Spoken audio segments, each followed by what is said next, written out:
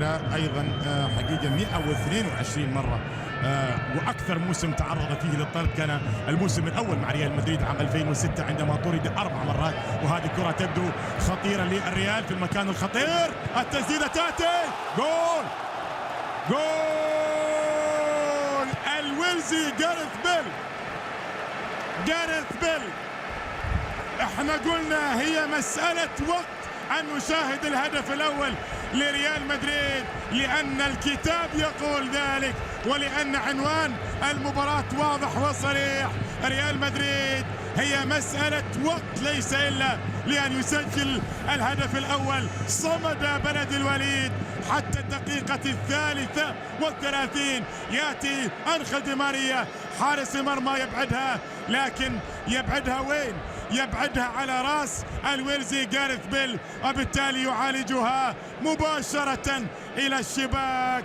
الهدف الأول للمباراة. جاريث بيل، مارسيلو، عرضية ملعوبة وكرة خطيرة، جول ثالث، والويلزي يسجل مرة أخرى. الويلزي جاريث بيل ليس بالقدم اليسرى وليس بالراس يا زيزو، وإنما بالقدم اليمنى، بالقدم اليمنى. وهذا الرجل يقول ماذا عساي أن أفعل؟ ما في حلول.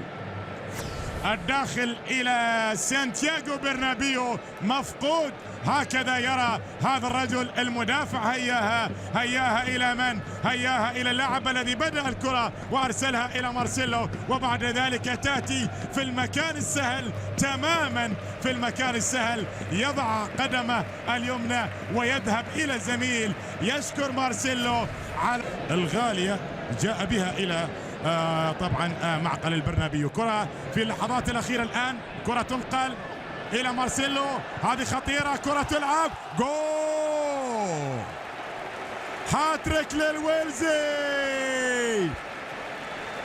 هاتريك للويلزي، أول هاتريك لجاريث بيل بقميص ريال مدريد. يسجل الهدف الرابع، يسجل الهدف الرابع.